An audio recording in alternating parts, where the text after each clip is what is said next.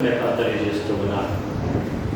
వాక్యాన్ని ధ్యానిస్తూ ఉంటుండగా ఈ దినం కదా 10 మాసములు కదా కంప్లీట్ అయిపోయి ఈ నూతన మాసం నూతన దినం దేవుడు యూగా కృపగా మనకి ఇచ్చాడు.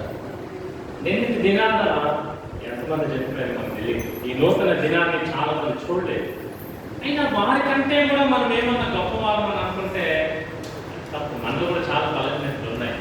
దేవుడికి ఇష్టం లేని కార్యాలు మనలో కూడా ఏమైనా ఉంటాయి. అయినా కూడా ఈరోజు జీవాన్ని బలాన్ని దేవుడు నీకు నాకు అనుగ్రహించాడు అంటే దేవుడి యొక్క ప్రణాళిక మన పట్ల ఏదో ఉంది కదా. అందుకే ఒక దినం ఆయన మనకు జీవాన్ని అనుగ్రహించాడు.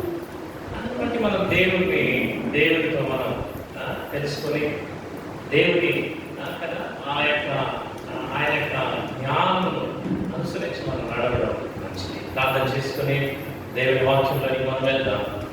మమ్మల్ని మిక్కిలిగా ప్రేమించినటువంటి మా ప్రియ తండ్రి, ఈ పరిశుద్ధమైన ఘనమైన నామములకు వందనములు స్తోత్రములు తెలియజేస్తూ ఉంటున్నాం. మీరు మంచివారు, మారనివారు, నిన్న నేడు ఏకరీతిగా జీవిస్తున్నటువంటి మా యొక్క జీవాధిపతి నాయన. సంవత్సరంలో గతించిపోయినా అతని మనుషులలో మార్పు ఉంటుందేమో కానీ, మనుషుల ప్రేమలో మార్పు ఉంటుందేమో కానీ మీ ప్రేమలో మార్పు లేదు నాయన. మీరు చూపించేటటువంటి ఆయన కరుణలో ప్రేమలో మార్పు లేదు. అందుకే మీకు ఆశ్చర్యకరుడు ఆయన ప్రేమామయుడు అని పేరు పెట్టుబడి ఉంది. మీ సన్నిధిలో కూర్చొని వాక్యం వింటున్నా మేము ప్రేమపడినట్టు ఈరోజు మీరు మాట్లాడండి. మనుషుల మాటలు మరుగుపరచండి. యేసు క్రీస్తు నామమున అడుగుతున్నాము తండ్రి, ఆమేన్. మనం చదువుకున్నటువంటి వాక్యాన్ని మనం ఒకసారి చదివినట్లయితే 50 గ్రంథం 2వ అధ్యాయం 50 గ్రంథం 2వ అధ్యాయం 25వ వాక్యం మరొకసారి మనం చదువుదాం. విందాం.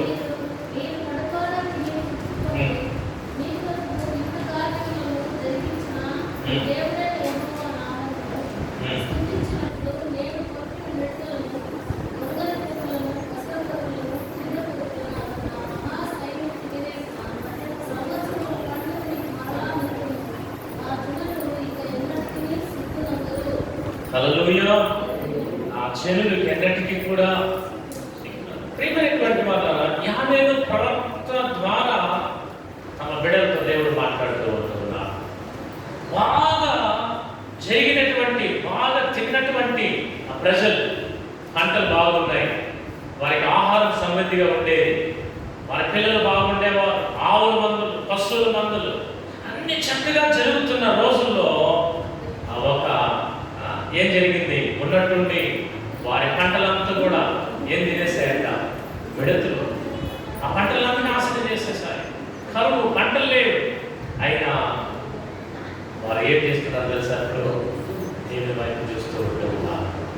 దేవుడు అంటూ ఉన్నాడు, మీరు ఏమైతే కోల్పోయారో తిరిగి నేనేం చేస్తాను, నేను మీకు దయచేస్తాను. మీరు ఏమైతే కోల్పోయారో తిరిగి నేను దయచేస్తాను. పంటలు కోల్పోయారా, వాళ్ళ ఆవుల మందులు పశువుల మందులు కోల్పోయారా, తిరిగి దేవుడు అంటాడు, ఈ పంటలను తిరిగి నేనేం చేస్తాను, నేను అభివృద్ధి చేస్తాను. ఒకవేళ ఆ కష్టంలో ఉన్నారా, మీ కష్టంలో తీర్చడానికి ప్రభు ఆయన మీ ముందర నిలబడి ఉంటూ ఉన్నారు. అనారోగ్యం గుండా చాలా బలహీనలై ఉంటూ ఉన్నారా, దేవుడు తిరిగి పూర్వస్థితికి అంటే అదే ఆరోగ్యమును నీకు ఇవ్వడానికి దేవుడు నీకు ఆయన ఆశ్చర్యకరుడిగా నిలబడి ఉన్నాడు. అందుకే ప్రభు అంటాడు, నా జనులు ఎన్నడూ కూడా ఏం చేయరు, సిగ్గుపడరు. ఈ జరుగుతున్నటువంటి ఈ కాలానికి ఎన్నో 4000 5000 సంవత్సరాలకు ముందు 50 రాసినటువంటి ఈ వాక్యానికి చాలా దగ్గరగా సంబంధాలు ఉన్నాయి కదా.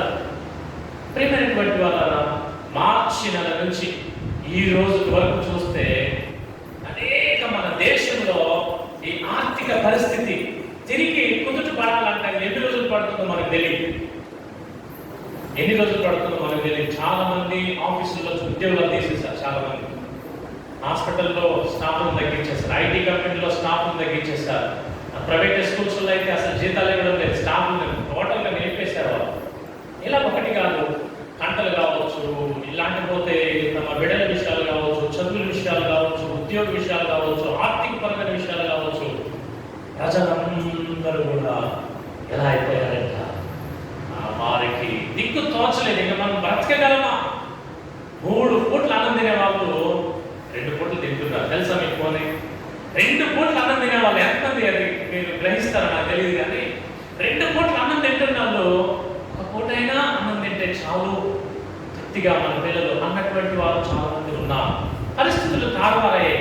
అయితే దేవుని బిడ్డలకు దేవుడు మాట్లాడితే తెలుసా, మీరు కానీ నన్ను స్తుతిస్తే, మీరు కానీ నన్ను నమ్ముకుంటే మిమ్మల్ని నేను ఎలా నడిపిస్తానో తెలుసా?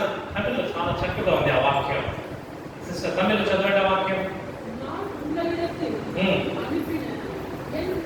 அதிசயமான சிஸ்டர் அது படி.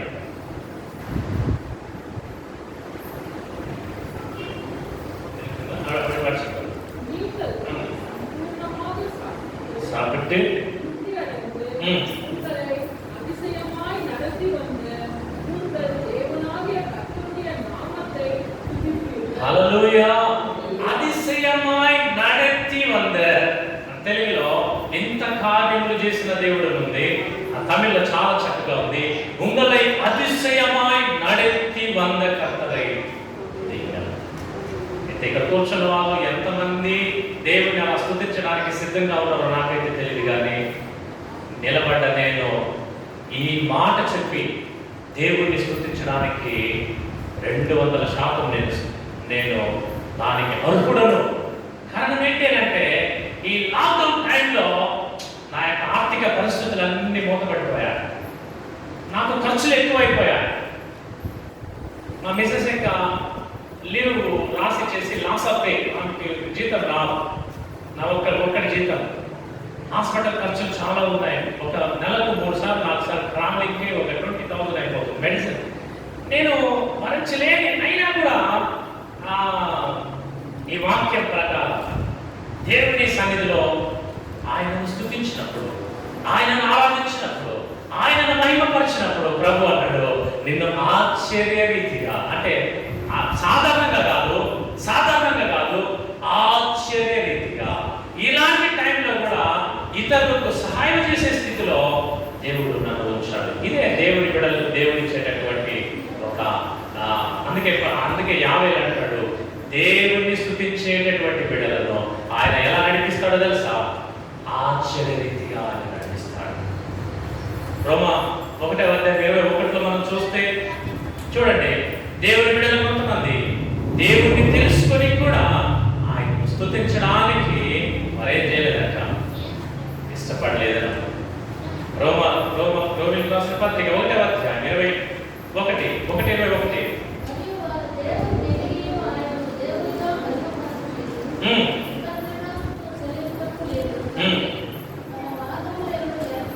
హల్లెలూయా. వారు ఎలాంటి వారు? దేవుడిని తెలుసుకున్నవారు. ఆరాధన చేస్తారు, పాటలు పాడతారు, దేవుడు అంటే తెలుసు, దేవుడి ఆశ్చర్యాలు తెలుసు, అన్నీ తెలుసండి వారికి. అయినా వారేం చేయలేదట, మహిమపరచలేదు దేవుడిని ఏం చేయలేదంట, వాళ్ళు స్తుతించను కూడా లేదు. అయితే దేవుని బిడ్డల్ని దేవుడు ఎందుకు ఏర్పాటు చేశాడో తెలుసా? ఆయనను స్తుతించడానికి, ఆయనను ఆరాధన చేయడానికి. ప్రియమైనటువంటి దేవుని బిడ్డలారా, మనము దేవుని మందిరానికి వచ్చినప్పుడు మాత్రం దేవుని ఆరాధించడం కాదు, అవునా? వారానికి ఒకసారి ఆరాధన, ఆదివారం మాత్రం మనం పాటలు పాడి దేవుని ఆరాధించి స్తుతించి సరిపోతుందా? సరిపోదు. మనం ఎల్లప్పుడూ మనకు సమయం దొరికినప్పుడల్లా, దేవుడు మనకు మేలు చేసినప్పుడల్లా దేవుణ్ణి మనం స్తుతించే వారమై ఉంటూ ఉన్నాం. ఆయన నామాన్ని మహిమపరిచే వారంగా మనం ఉంటూ ఉన్నాం. ప్రియమైనటువంటి వాళ్ళ అలా చేయగలిగితే ఆయన నిన్ను ఎలా నడిపిస్తాడో తెలుసా? నన్ను ఎలా నడిపిస్తాడో తెలుసా? ఆశ్చర్య రీతిగా. ఎలా నడిపిస్తాడు? ఆశ్చర్య రీతిగా. ఒకవేళ నీవు కానీ మనం కానీ దేవుణ్ణి అలా స్తుతించకపోతే మనం ఏం కోల్పోతున్నామో తెలుసా? ఆ స్పర్శను కోల్పోతాం. మనం స్పర్శ అంటే ఏంటో తెలుసా? ఇప్పుడు మనం కూర్చొని ఉంటాం అనుకోండి, ఒక చీము, ఒక దోమ మనల్ని కొరుకుతా ఉంటుంది అనుకోండి, వెంటనే మనం ఏం చేస్తాం? చేసి అట్లా కొడతాం. ఎందుకు? మనకు స్పర్శ ఉంది. గిల్లినట్టు మనకి ఏం తెలుస్తుంది? కొంతమందికి గిల్తే స్పర్శ ఉండదు. లెప్రసీ పేషెంట్స్ ఉంటారు, వాళ్ళు చూస్తే వాళ్ళ స్పర్శ ఉండదు. ప్రియమైనటువంటి వాళ్ళ దేవుని బిడ్డలమైనటువంటి మనం ఆయనను ఆరాధించి ఆయనను స్తుతించి మనం ఆయనను మహిమపరచకపోతే ఆ దేవుని స్పర్శ మనలో ఏముండదు. అర్థమవుతుందా? మనం స్తుతించకపోతే దేవుని యొక్క కార్యాలు మనం ఏం చేయలేము, గ్రహించలేము, మనం చూడలేము, మనం అనుభవించలేము. అందుకే ఆయనను స్తుతించి ఆయనను పాడి మన జీవితాల్లో మనం వెళ్ళినప్పుడు మనం ఆయన యొక్క స్పర్శను మనం అనుభవించగలం. ఫిలిప్పీ చూడండి 4:6 ఫిలిప్పీలు రాసినటువంటి పత్రిక. తొందరగా సమయం లేదు కనుక వాక్యం తొందరగా తీసినట్లయితే మనం చాలా వేగంగా మనం ముందుకు వెళ్ళవచ్చు. ఫిలిప్పీకి రాసినటువంటి పత్రిక 4వ అధ్యాయం 6వ వాక్యం.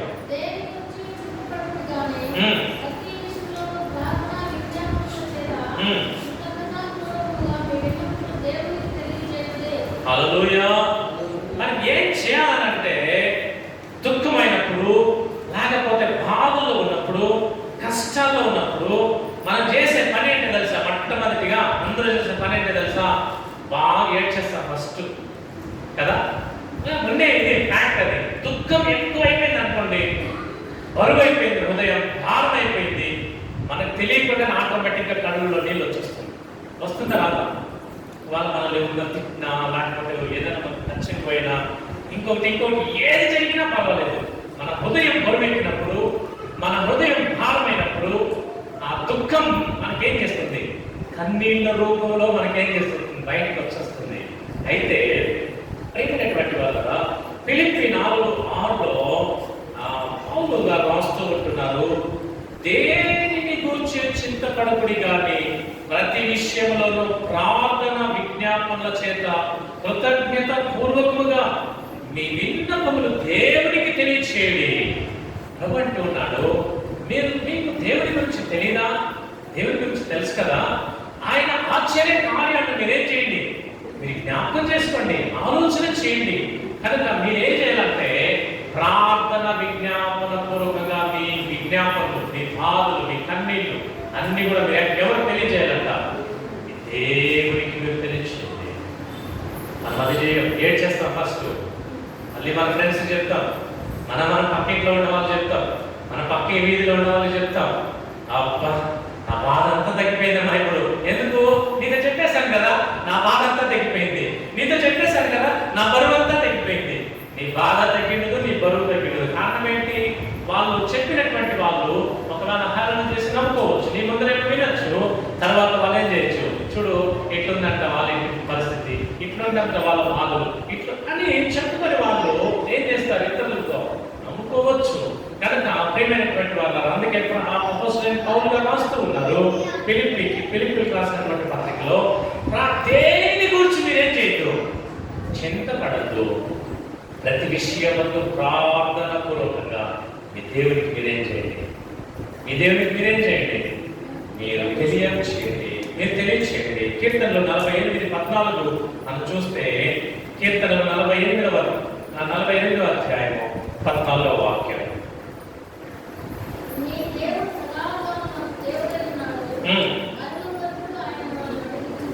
హల్లెలూయా, హల్లెలూయా.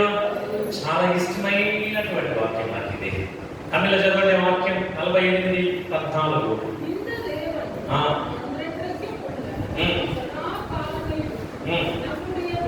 హల్లెలూయా, హల్లెలూయా. ఎప్పటి వరకు? మరణ పర్యంతము వరకు ఆయన నిన్ను నడిపించేటటువంటి వాడు. నీవు ఆరాధించే దేవుడు ఏదో అగ్రిమెంట్ లాగా, ఏదో ఒక సంవత్సరం, 2 సంవత్సరాలు, 5 సంవత్సరాలు ఒక అగ్రిమెంట్ వేసుకొని నిన్ను పోషించేవాడు కాదు. కొన్ని ఉద్యోగాలు నేను పనిచేస్తున్న మొదటి దినాలలో నేను పనిచేసే స్కూల్లో అగ్రిమెంట్ వేసేవాడు. 1 సంవత్సరం వరకు అగ్రిమెంట్. ఈ అగ్రిమెంట్ ఉన్నంత నాలుగు నేను పనిచేయచ్చు. ఆ అగ్రిమెంట్ అయిపోతే ఆటోమేటిక్గా నాకు అక్కడ పనిచేసే అర్హత నాకు ఉండదు. వాళ్ళు జీతం ఇచ్చేటటువంటి ఇది నేను అడిగేటటువంటి హోప్స్ నాకు లేదు. ఎందుకంటే నేను సైన్ చేశాను, ఈ సంవత్సరం నుండి వచ్చే సంవత్సరం ఈ దినం వరకు, సంవత్సరం వరకు నేను పనిచేస్తాను ఇక్కడ. అగ్రిమెంట్ మళ్ళీ రిన్యూవల్ చేయాలా? ప్రేమైనటువంటి వాళ్ళ మన దేవుడు చూస్తారా ఇలా ఎప్పటి వరకు? మరణము వరకు ఆయన నిన్ను నన్ను నడిపించేటటువంటి వాడే ఉన్నాడు. ఈ వాక్యం చదివేటప్పుడు నా మనస్సు ఉత్పన్నిపోతుంది. కారణం ఏంటో తెలుసా? నేను చిన్న పిల్లల్లో ఉన్నప్పుడు మా అన్నకు తెలుసు అనుకుంటా, మా అమ్మ ముఖం మా అన్నకు తెలుసు బాగా. మా అన్న అప్పుడప్పుడు చెప్పేవాడు. నేను చూసాను, నాకు ఐడియా ఉందా అమ్మ ముఖం. నాకు 2 సంవత్సరాలు మా అమ్మ చనిపోయినప్పుడు అమ్మ ముఖం నాకు తెలియదు. అయినా ఈ వాక్యం చదివినప్పుడు ఆ ప్రేమ నా దేవునిలో నేను చూసుకుంటాను. ఎందుకో తెలుసా? అమ్మ అయితే మనము కదా ఈ వయసు ఇంకా ఎంతో చూసుకుంటుందో మనకు తెలియదు. అయితే అప్పుడే అమ్మను కోల్పోయినా నన్ను ఇప్పుడు ఎవరు చూసుకుంటున్నారు? నన్ను నా అవసరతలు ఎవరు చూసుకుంటున్నారు? హల్లెలూయా! విశ్వాసంలో నేనే పరిగెడుతున్నాను. ఈ వాక్యం నాకే. ఈ దేవుడు సదాకాలము నన్ను నడిపించేటటువంటి దేవుడు. తల్లి మరిచినా, తండ్రి విడిచినా, బంధువులు విడిచినా, ఎవరిపైన బాధపడాల్సిన పని లేదు. ఎవరిపైన మనం ఏం చేసిన సాగు చేయవలసిన పని లేదు. అవంతా విడిచిపెట్టి ప్రభు అంటున్నాడు, నేను నిన్ను మరణ పర్యంతం. నీవు కానీ నన్ను నమ్మితే, నీవు కానీ నన్ను స్తుతిస్తే, నీవు కానీ నన్ను ఆరాధన చేస్తే ఎప్పటివరకు అది అనారోగ్యమైన, అది నష్టమైన, కష్టమైన, ఇబ్బంది అయినా, ఏదైనా సరే మరణ పర్యంతం వరకు నిన్ను నన్ను నడిపించడానికి దేవుడు సమర్థవంతుడు. ప్రియమైనటువంటి వాళ్ళ మా ఆఫీస్లో మా అకౌంటెంట్ కానీ చాలా మంది మా ఆఫీస్లో సైలెన్స్ ఆఫీస్ ఇన్ఛార్జ్ టోటల్గా వాళ్ళ సిస్టర్ కూడా కొన్ని అనారోగ్యం వలన అలా వెళ్తూ ఉన్నారు. కానీ వాళ్ళందరూ నన్ను చూసి మెచ్చుకునే ఒక విషయం ఏంటంటే, సార్ మీరు ఎలా నిలబడ్డారు సార్? నాకు అర్థం కాలేదు.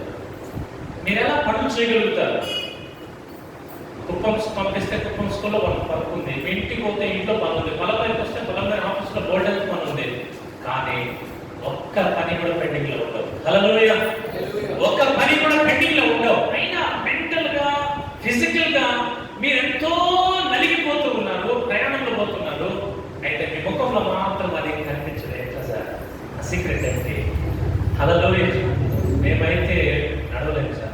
మేము పడిపోతాం, మేము నడవలేము. వాళ్ళు అడిగే మాటలు అయితే ఆ సీక్రెట్ ఏంటో తెలుసా? మరణ పర్యంతం వరకు నడిపించేటటువంటి నా దేవుడు నన్ను నడిపిస్తూ ఉన్నాడు. నేను నడుస్తూ ఉంటున్నాను. హల్లెలూయా! ఏదో ఒక రోజు కాదండి, 2 రోజులు కాదు, ప్రతిదినం, ప్రతి ఉదయం ఆయన కృప, ప్రతి ఉదయం ఆయన బలం, ప్రతి ఉదయం ఆయన నన్ను నడిపిస్తూ ఉంటూ ఉన్నాడు. ఆయన నా చేయి పట్టుకొని నేను ఎలా నడవాలో నన్ను నడిపిస్తూ ఉన్నాను. ఆ రోజు మంజు వెడ్డింగ్ డే. నేను పొలం మీద నుంచి ట్రావెలింగ్లో వస్తూ ఉన్నా. అంటే మార్నింగ్ అప్పుడే పోయినా నేను ఆ రోజు తెల్లవారే. సరే వెంటనే మళ్ళీ నేను రిప్లై అవ్వాలా.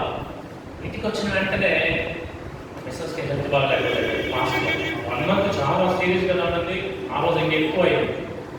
103 టెంపరేచర్ డిగ్రీలు ఫీవర్ కొడుతుంది. 2-3 కంపెనీలు కప్పినా కూడా జ్వరం తగ్గడం లేదు. పిల్లలు ఆమె ఏడుస్తుంది, మా అత్త ఏడుస్తుంది, వాళ్ళిద్దరు ఏడుస్తుంది, మా పిల్లలు ఇద్దరు ఏడుస్తున్నారు. నేను కూడా కళ్ళలో నీళ్ళు పెట్టుకుంటే ఇంకా ఇల్లు వాతావరణం చాలా ఇదవుతుందని చెప్పి అలా అమ్మాయిలంతా బాగా కప్పేసి ఒకసేపు ప్రార్థన చేసి చెప్పులు పట్టాయి బాగా. వెంటనే ఇంకా నేను రెడీ అవుతూ ఉన్నా, మ్యారేజ్కి వెళ్ళడానికి టైం చూస్తూ ఉన్నా. అందులో నాకు రాసుకుంటే ఫోన్ చేస్తానా, వచ్చేసారా రాసుకుంటే టెన్షన్ వచ్చేసారా రాసుకుంటే నేను వచ్చేస్తాను, కుప్పంలో నేను వస్తాను. వెంటనే అక్కడికి వచ్చాను.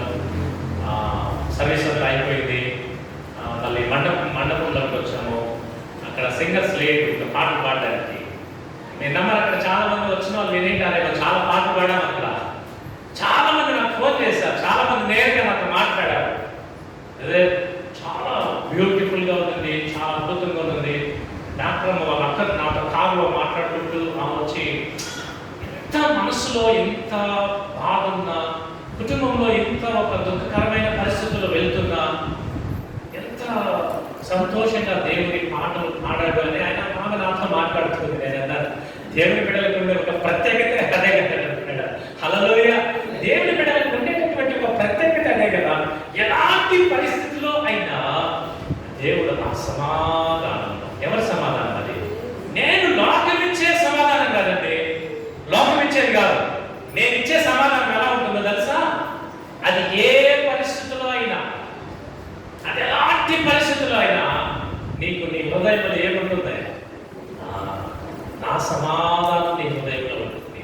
నా సమాధానం మీ ఇంటిలో ఉంటుంది. అది మనము బలం లేకపోయినా, మన ఇంట్లో అనారోగ్య పరిస్థితి, ఎలాంటి పరిస్థితి అయినా దేవుని సమాధానం మనల్ని ఏం చేస్తుంది? మనల్ని నడిపిస్తుంది. జకర్యా లూకాసు వార్త ఒక మాటను మీకు గుర్తు చేయాలి. ఒకసారి మనం దేవుని బిడ్డలై ఉన్నా కూడా దేవుని కార్యాలు మనం చూడండి. 1వ అధ్యాయం లూకాసు వార్త 1వ అధ్యాయం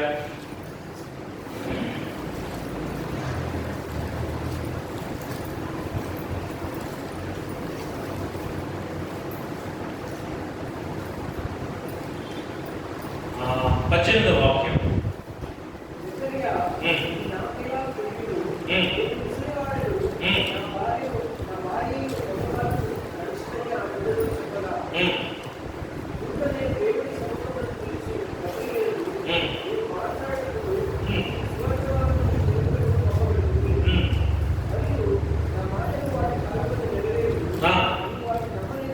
మలేదు కనుక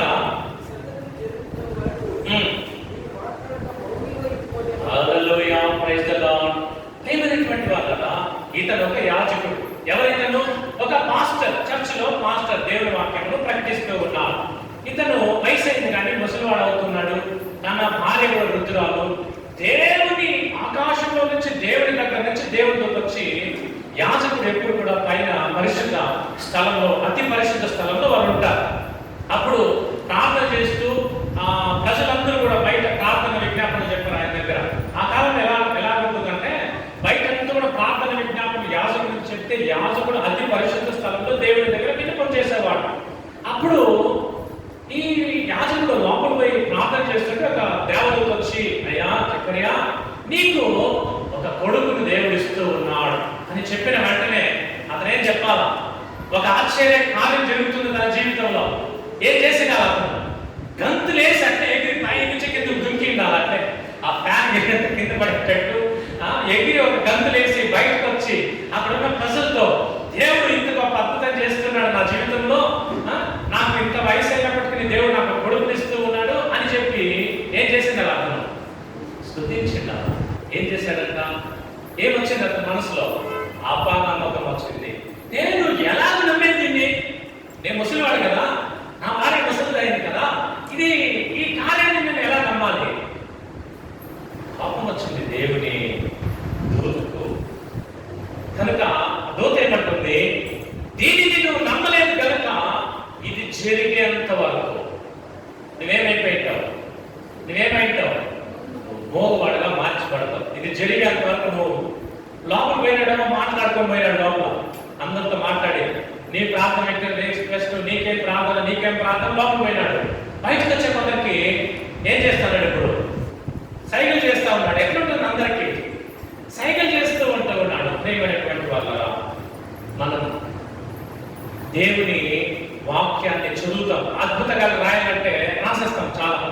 కానూరులో దేవుడు ద్రాక్షరసాన్ని మార్చాడు, నీళ్లను ద్రాక్షరసంగా మార్చాడు, గుడ్డి వారికి చూపించాడు. మనం వారులుగా చదివి చెప్పేయచ్చు కానీ దేవుడు మనల్ని అలా చెప్పేవారుగా కాదు. కానీ మన జీవితంలో నుంచి మనం ఆశ్చర్య కార్యాలను చెప్పేటటువంటి వారుగా దేవుడు మనల్ని చూడాలని ఆశపడుతూ ఉన్నాడు. హల్లెలూయా, హల్లెలూయా. దేవుని యొక్క పరిశుద్ధమైన నామానికి మహిమ కలుగును గాక. ద్వితీయోపదేశకాండం 32వ అధ్యాయం 11వ వాక్యం మనం చూద్దామా?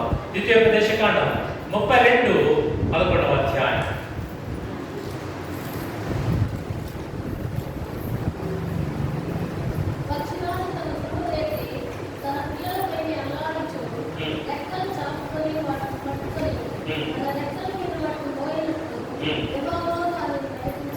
హల్లెలూయా.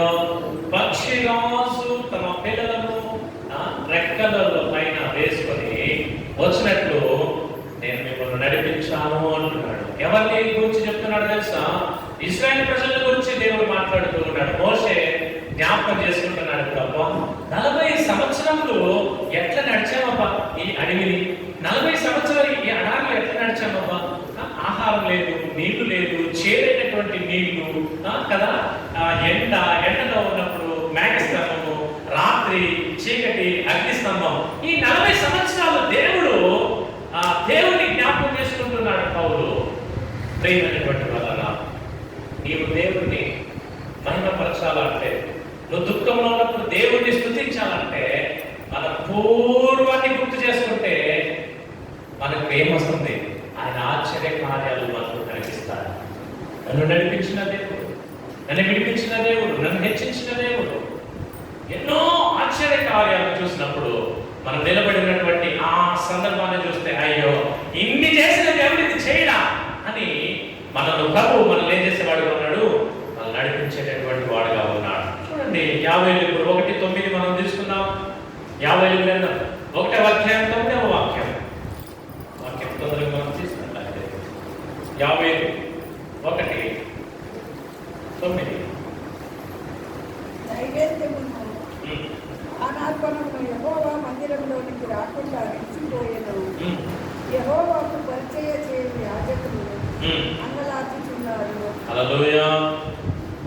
ఏం నిలిచిపోయిందంట? నైవేద్యం. చర్చలంతా కూడా ఏమైపోయినాయి? చర్చలంతా ఏమైనాయి? మూతపడిపోయినాయి.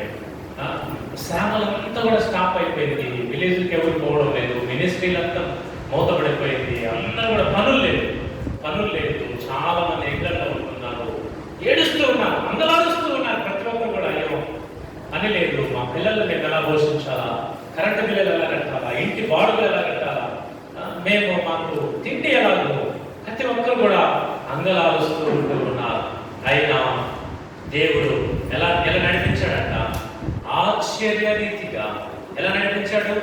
మనల్ని అయితే దేశమే కరువులో ఉంటున్నా, దేశమే నష్టాల్లో ఇబ్బందుల్లో ఉంటున్నా, దేవుడి పిల్లల్లో మాత్రం దేవుడు ఎలా నడిపించాడంట? అందులో చెప్పిన ఆ వాక్యం సెలవిచ్చిన రీతిగా ఆశ్చర్య రీతిగా మనల్ని నడిపించినటువంటి దేవుడు. 10వ నిర్గమకాండం 10వ అధ్యాయం 7లో మనం చూస్తే చూడండి. నిర్గమకాండం 10వ అధ్యాయం 7. నిర్గమకాండం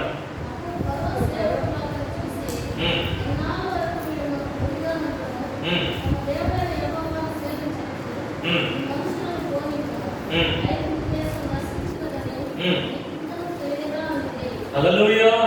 ప్రియమైనటువంటి వాళ్ళారా, ఇక్కడ ఒక సైనికుడు వచ్చి ఫరో దగ్గర చెప్తూ ఉంటున్నాడు. ఏమని? వీళ్ళు దేవుని బిడ్డలు. దేవుడు అన్నాడు, మీరు కానానికి వెళ్ళండి, కానానులో పాలు తేలు ప్రవహించే దేశాన్ని మీకు ఇస్తానన్నాడు. ఈ ఫరో పంపించడం లేదు. పంపించకుండా వారి హృదయం కఠినమైపోయింది. ఇంకా కఠినమై అలానే పెట్టుకుంటూ ఉన్నప్పుడు ఒక సైనికుడు వచ్చి చెప్తున్నాడు ఫరో దగ్గర, ఏంటయ్యా ఫరో, ఏం చేస్తున్నావు నువ్వు? అతను అంటున్నాడు, ఎన్నాళ్ళ వరకు వీడు మనకు ఉరిగా ఉండును, తమ దేవుడైన యెహోవాను సేవించుటకు ఈ మనుషులను పోనిమ్ము, ఐగుప్తు దేశము నశించినని నీకు ఇంకనూ తెలియదా? తమిళ ప్రకటిస్తాను సత్యం.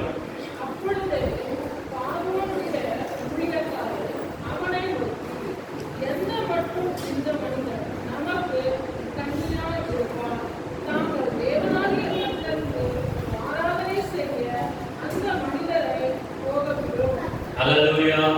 ఆ మనుషులను పోనీయుడి. ఎవరిని పోనీయమంటున్నాడు? ఆ దేవుని బిడ్డలను వదిలేసయ్యా. వాళ్ళు ఇక్కడ ఉండేంత వరకు ఏమైపోయింది? ఐగుప్తు దేశం అయిపోయింది. ఇప్పుడు ఏమైపోయిందంట? నశించిపోయింది. ఐగుప్తు దేశం అంతకుముందు ఎక్కడ ఉండదు తెలుసా? చాలా పచ్చగా, మంచి పంటలు, మంచి ఆవుల మందులు అన్నీ ఉండేది. అయినా ఇప్పుడు ఏముంది అక్కడ?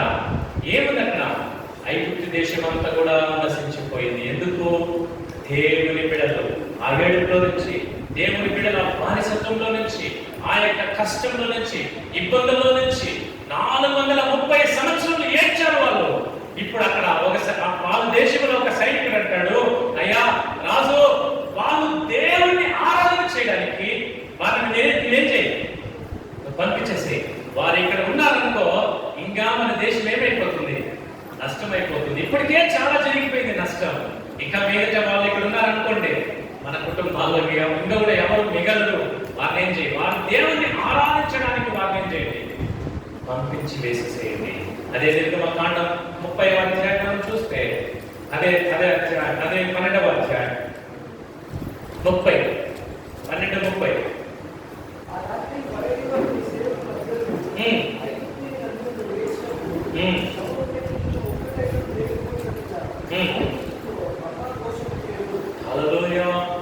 ప్రియమైనటువంటి వాళ్ళందరూ కూడా ఐగుప్తులు అక్కడే ఉన్నారు, దేవుని బిడ్డలు అక్కడే ఉన్నారు. కానీ ఐగుప్తుల ప్రతి ఇంటిలోనూ ప్రథముడు ఏమైపోయాడట? చనిపోయాడు. అందరూ కూడా రోగంలో ఏడుస్తూ ఉన్నారు. అయితే దేవుని బిడ్డలు ఉన్నటువంటి ఇళ్లలో ఒకరు కూడా ఏం కాలేదంట. ఒకరు కూడా ఏం కాలేదు, చనిపోలేదు. అంత మాత్రం కాదు కానీ కింద 35వ వాక్యం మనం చదివితే అదే అధ్యాయం 35.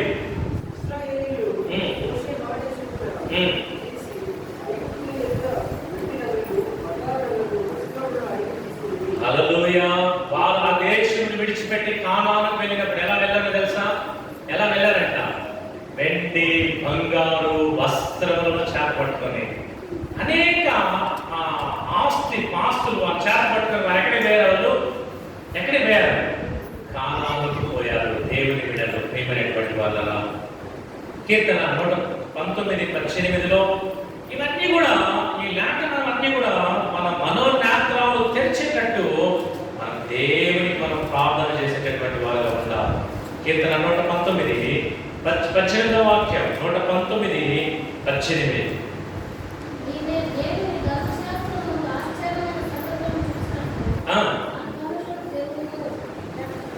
కన్నులను తెరువు. హల్లెలూయా. నేను నీ ధర్మశాస్త్రములందు ఆశ్చర్యమైన సంగతులను చూసినట్లు నా కన్నులు తెరువు. సాగు మన కన్నులు ఆత్మీయమైనటువంటి నేత్రాలు మోయబడుతుంది కదా. కానీ ఎందుకంటే మనము కష్టం వచ్చినప్పుడు, ఎందుకు ఇట్లా వచ్చింది కష్టం, ఒక స్టెప్ ఒక అడుగు ముందుకేసి ఒక మాట మనం మాట్లాడేస్తాం. దేవుడు ఎందుకు ఇంత శోధిస్తూ ఉన్నాడు, ఈ దేవుడు ఎందుకు నన్ను ఇంత పరీక్ష పెడుతూ ఉన్నాడు. అందుకే అపోస్తలుడు పౌలు అంటాడు, శోధింపబడిన మీదట నేను సువర్ణము వలె నేను మాట్లాడు. హల్లెలూయా. నేను శోధింపబడకపోతే యెహోవా ఈరే అని మనం దేవుడికి పేరు పెట్టలేము. మనం పాటలు పాడచ్చు, పాడడానికి చాలా ఇష్టంగా ఉంటుంది పాటలు. యెహోవా ఈరే ఎలా పాటలు చాలా అందంగా ఉంటాయి పాటలు పాడేదానికి. అయితే దానిని నువ్వు రుచి చూడాలనంటే ఆస్వాదనలో కూడా నువ్వు నడవాలా. నువ్వు నడిస్తే నీవు ఆరాధించే దేవుడు ఎవరని, నేను ఆరాధించే దేవుడు ఎలాంటి వాడని నువ్వు తెలుసుకుంటావు, నేను తెలుసుకుంటాను.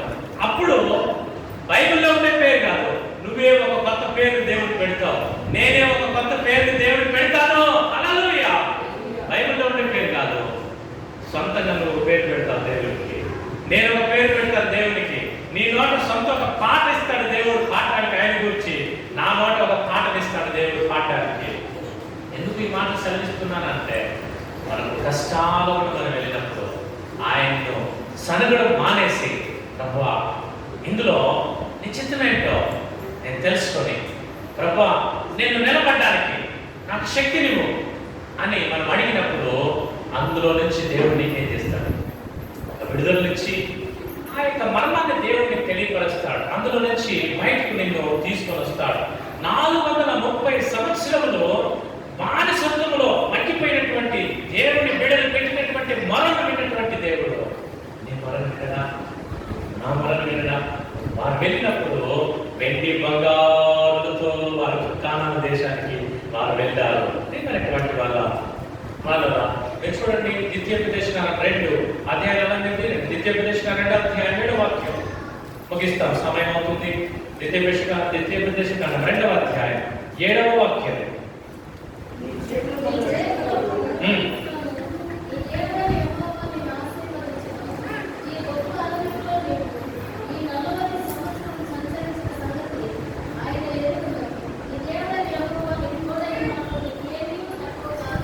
హల్లెలూయా. తమిళ పడేసి సార్ సత్యం.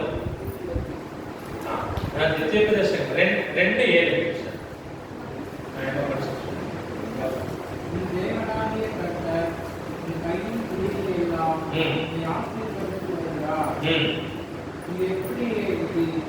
இந்த பெரிய வானத்துபடியாய் நீ நடத்துவதை அறிவார். இந்த நாட்கள் வருஷமும் தேவனாகிய கர்த்தர் உன்னோடு இருந்தார். உனக்கு ஒன்றும் குறைபடவில்லை என்று சொல்லுகிறார். హల్లెలూయా. ఈ 40 సంవత్సరములు నేను నీతో పాటు ఉన్నాను కానీ నీకేం కూడా ఏం కాలేదు.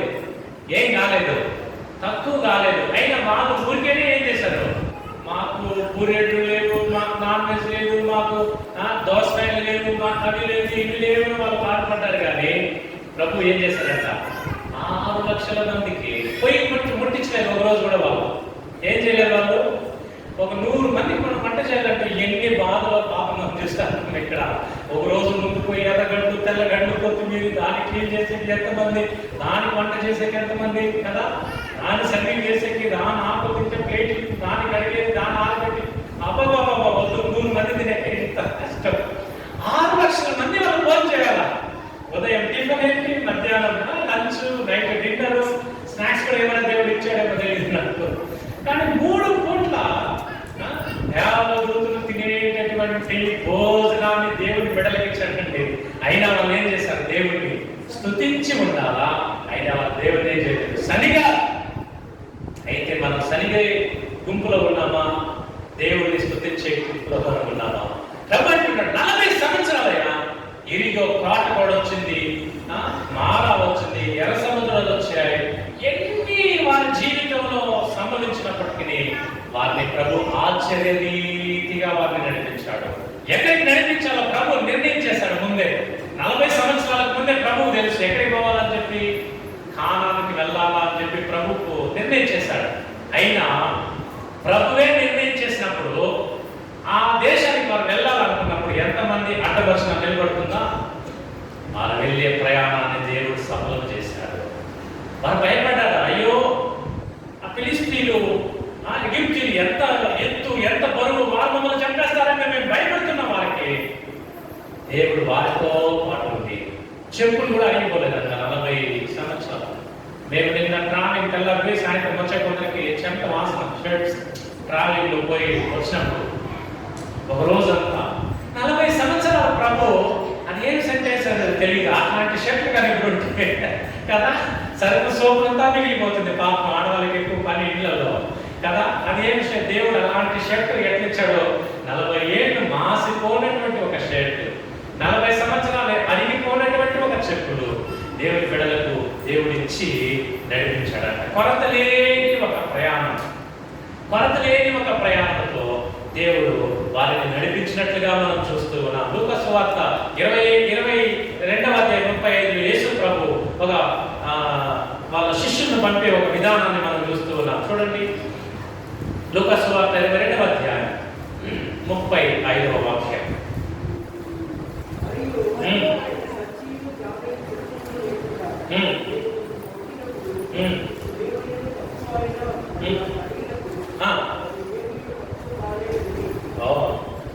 தமிழ் படிச்சு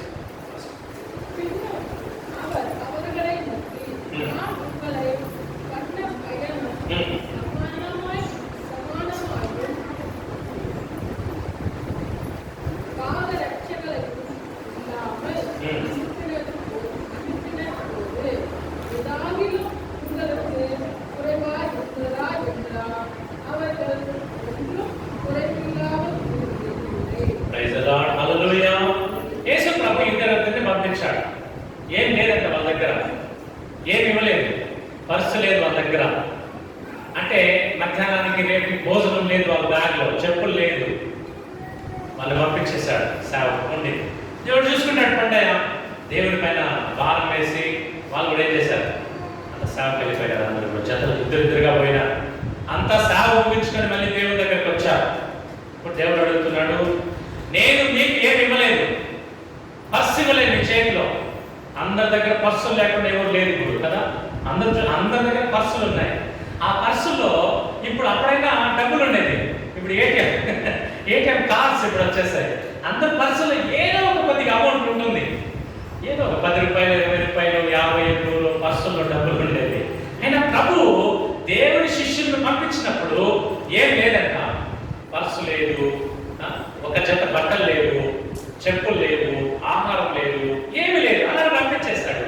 ఇప్పుడు సేవంతా ముగించుకొని ప్రభు అడుగుతున్నాడు వారిని, ఏమయ్యా శిష్యులకు రండి, సేవకు మిమ్మల్ని పంపించాను కదా, మీకు ఏమైనా తక్కువైందా, ఏమైనా ఆహారం తక్కువైందా, డబ్బులకి ఏమైనా తక్కువైందా? వాళ్ళందరూ అంటున్నారు, ఏమంటున్నారు వాళ్ళు,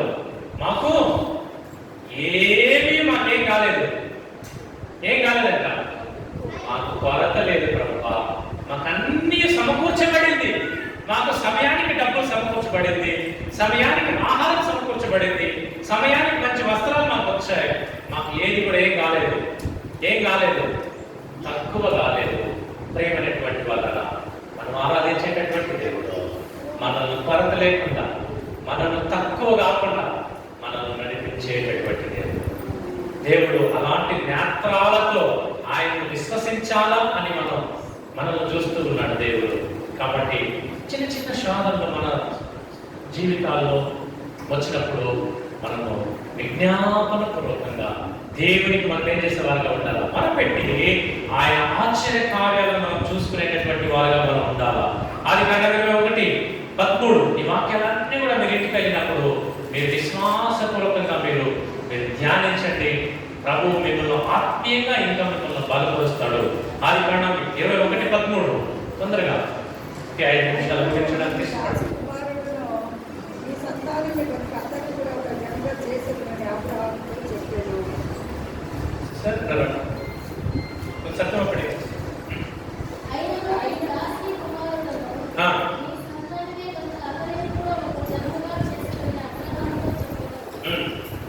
ప్రియమైనటువంటి వాళ్ళ ఇక్కడ ఈ సంగతి మీకు అంత కూడా తెలుసు.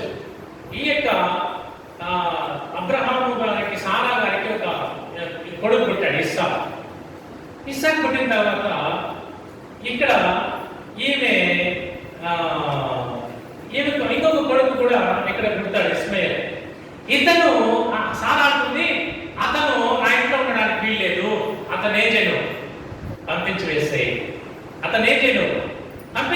అంటుంది. అంతే, ఒక వాటర్ బాటిల్లో నీళ్ళు ఫిల్ చేసి వట్టి వాటర్ బాటిల్ ఏం చేస్తుంది, ఆ యొక్క అబ్రహాము ఆ దాసికి ఇచ్చి పంపించి వేస్తాడు. ప్రేమైనటువంటి వాళ్ళ దీన్ని ధ్యానించినప్పుడు నాకు కొంచెం కొన్నిసార్లు ఆశ్చర్యకరంగా అనిపించేది. కారణం ఏంటంటే ఇతను ఒక ధనవంతుడు, కోటీశ్వరుడు అండి.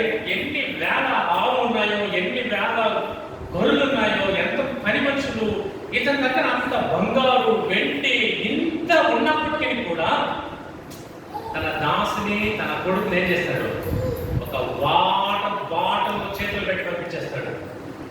ఈ రోజుల్లో అయితే కోర్టులో వేసి ఒక 10 లక్షలు 20 లక్షలు జరిమానా చేసి తీసేస్తాడు కదా.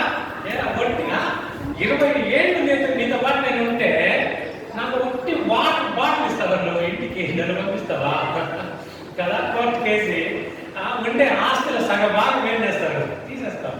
అయితే నోరు మెదలేదు, అలాగే వెళ్ళిపోయింది. ఈ అబ్రహాము కూడా ఆమెకి ఏమి ఇవ్వలేదు.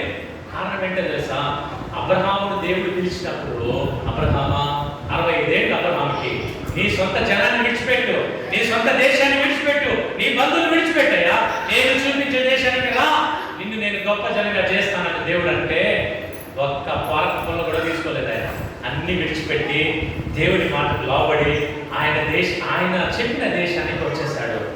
ఇప్పుడు ఎలా ఉన్నాడంటే తనకు కన్నులెత్తి చూస్తే ఎక్కడ చూసినా లోతు అబ్రహాము కలిసి జీవించలేకుండా పోయినారండి. అంత ఆస్తి అక్కడ వాళ్ళకు. ఇద్దరు కూడా విడిపోయారు. నేను ఇట్లు పో, నేను ఇట్లా పోతాను, మనము ఎక్కువైపోయినాం, ఇక్కడ బ్రతికేదానికి కావడం లేదు ఇక్కడ అని విశ్వాసం చేశాడు. ప్రభు అన్నాడు, దేవుడు అన్నాడు, ఎవరికి అబ్రహాము ఇస్సాకు నేను గొప్ప జనంగా చేస్తాను.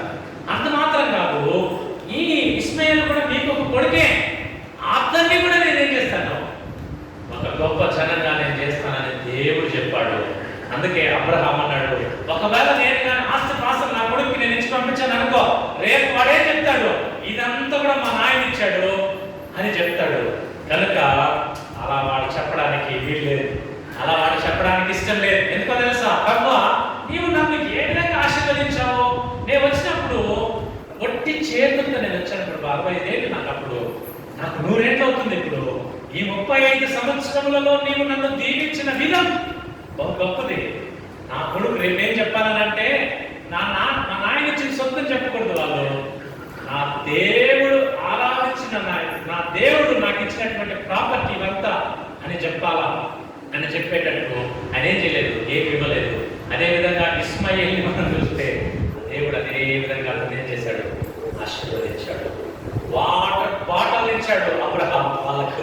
పంపించాడు? ఒట్టి వాటర్ బాటిల్ పంపిస్తే దేవుడు అతన్ని ఎంతగానో ఆశీర్వదించాడు. ప్రియమైనటువంటి వాళ్ళ చివరిగా ఒక వాక్యం మొదటి రాజులు 17వ అధ్యాయం, మొదటి రాజులు 17వ అధ్యాయం 10-11. మొదటి రాజులు 17వ అధ్యాయం 10-11. అతడు లేచి సాయవాడిని పోయి పట్టణపు గౌరవీయులకు రాగా ఒక విగ్రహాల పట్టణం ఎదుర్కొచ్చి ఆమె తీసి కాల్కంటే పాత్రలో ఒక నీళ్ళ తీసుకుని వేడుకొని ఆమె తీసి నిలబడుతుండగా ఆమె వెనకాల తీసి ఆమె ఉద్యోగంలో చేతిలో తీసుకుని రమ్మని 11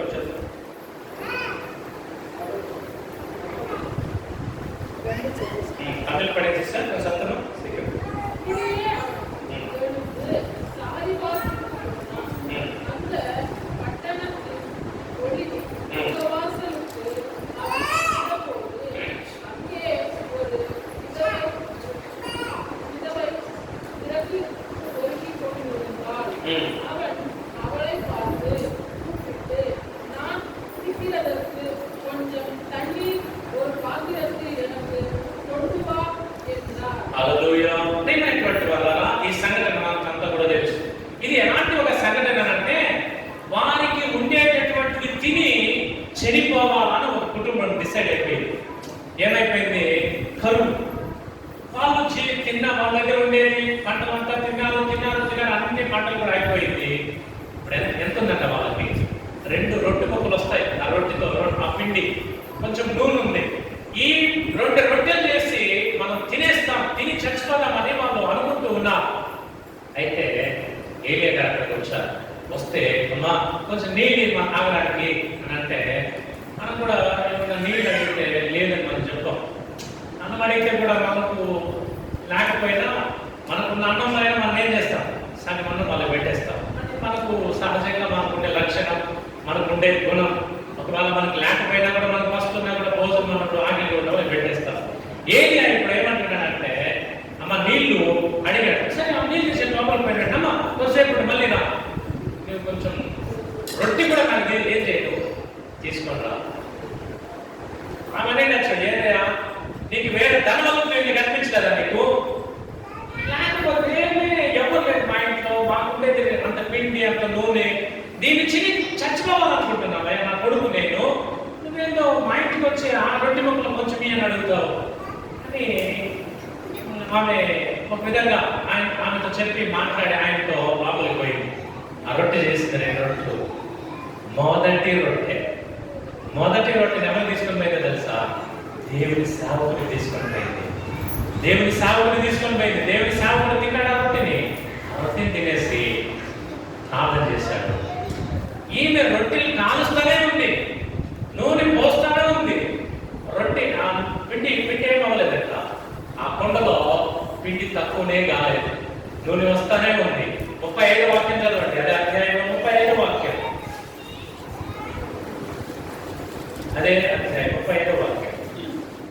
ఆ నీళ్లు బలిపీఠం 17:35. ఇశ్రాయేలు దేవుడైన యెహోవా సెలవిచ్చి ఉన్నాడు అని 15. అంతటా ఆమె వెళ్ళి ఏలియా చెప్పిన మాట చెప్పిన చేయగా అతడును ఆమె ఇంట వారును అనేక దినములు భోజనము చేయించు వచ్చిరి. ఎంతమంది తిన్నారంట? ఫస్ట్ ఎంతమందికి ఉండింది? అది 2కే ఉండింది. ఆమె కొడుకు తిని చచ్చిపోవాలనుకున్నారు. ఇప్పుడు ఎంతమంది తిన్నారంట? ఏలియా, ఆమె కొడుకు, వారింట్లో ఉండే వాళ్ళందరూ కూడా. ఎంతవరకు? కరువు దినాలు తీరే అంతవరకు వారికి ఏం లేదు, భోజనం సమృద్ధిగా దొరికింది. హల్లెలూయా. మన దేవుడు సాధారణంగా నడిపించేవాడు కాదు, ఆశ్చర్య రీతిగా మనల్ని నడిపించేటటువంటి దేవుడు. ఒకవేళ దేశమంతా లాక్డౌన్ అయి ఉండవచ్చు, ఒకవేళ పని లేకుండా ఉండవచ్చు, ఒకవేళ అనారోగ్యంలో పిల్లలు ఎలా పోషించాలని మనం అనుకోవచ్చు. అయితే ఆ 50లో సెలవిచ్చిన ప్రకారంగా ఇక మీదట నా చేతిలో ఏం చూడడు, అవమానంగా చూడడు. ఇక మీదట నా ప్రజలు ఏం చేస్తారు? సిగ్గునందరు పూర్వ స్థితిని నేనేం చేస్తాను? నేను మీకు దయచేస్తాను. మన దేవుడు ఎలాంటి వాడు తెలుసా? ప్రేమైనటువంటి వాళ్ళ ఇశ్రాయేల్ ప్రజలు ఒకసారి మీరు జ్ఞాపకం చేసుకుంటే, వారి నడిచి వచ్చిన విధానాన్ని గుర్తు చేసుకుంటే, మనల్ని నేరుగా మనల్ని నడిపించేటటువంటి వాడు, కొరత లేకుండా నడిపించేటటువంటి వాడు. అంత మాత్రం కాదు కానీ ఆశ్చర్య రీతిగా మనల్ని నడిపించేటటువంటి వాడు. అబ్రహాము తన కొడుక్కి ఇస్సాకుకు కూతుర్ని చూడాలని చెప్పి తన పనివాడిని పంపిస్తాడు. పెళ్లి కూతురు ఎక్కడుందో తెలియదు ఆయనకి. ఏ ఇంట్లో పెళ్లికి కుమార్తెను చూడాలో తెలియదు. ప్రార్థన చేసుకో అంటాడు. ప్రార్థన చేస్తాడు. ప్రార్థన చేసేసి వెళ్తూనే ఉంటాడు. ప్రభువా, నీవు నా యజమాని ప్రార్థన చేసే నమ్మకమైన దేవుడు, నీవు ఆశ్చర్యకరుడు, నీవు అలా ఇలా నడిపించే దేవుడు కాదయ్యా, నీవు నేరుగా నువ్వు నడిపించేటటువంటి దేవుడు, ఆశ్చర్య రీతిగా నడిపించేటటువంటి దేవుడు. నా యొక్క యజమాని కొడుక్కి కుమార్తె కావాలా? ఆ అమ్మాయి ఎలా ఉండాలో, నా యజమానికి తగిన కోడలుగా ఉందా, అలాంటి అమ్మాయి నాకు చూపించు అని ప్రార్థన చేసి వెళ్తే, నేరుగా ఎక్కడపై నిలబడతాడని అంటే ఆ అమ్మాయి నీళ్లకు వస్తుంది, నీళ్ళు చదువుకోవడానికి. ఆ ప్రభు నిలబడతాడు. అప్పుడు ప్రార్థన చేస్తాడు. తన అబ్రహాము పని మనిషి ప్రార్థన చేస్తాడు. ప్రభువా, నీవు ఎంత గొప్ప దేవుడు ప్రభువా, నీవు నేను ప్రార్థన చేసిన విధంగా, నువ్వు నేను కోరుకున్న విధంగా, నా యజమానికి ఏ విధంగా అయితే కోడలు ఉండాలనుకుంటుందో ఆ విధంగా నువ్వు నన్ను నడిపించావు. మన దేవుడు మంకర మార్గాలను నడిపించేవాడు కాదు.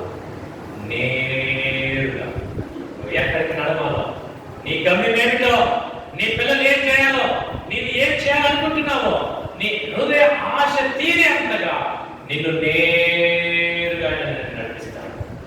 అంత మాత్రం కాదు కానీ ఆశ్చర్య రీతిగా, అంటే నలుగురు ఆశ్చర్యపడేటట్టుగా, నీ నోరే కాదు అన్యులు కూడా నిన్నే పొగడేటంతగా ఆయన నిన్ను నడిపించడానికి ఈరోజు ప్రభు అంటాడు, ఆయనను స్తుతించేటట్టుగా ఈ మొదటి నెల మొదటి వారం నిన్ను సాధారణంగా కాదు, నీవు స్తుతించు, ఆయనను మహిమపరచు.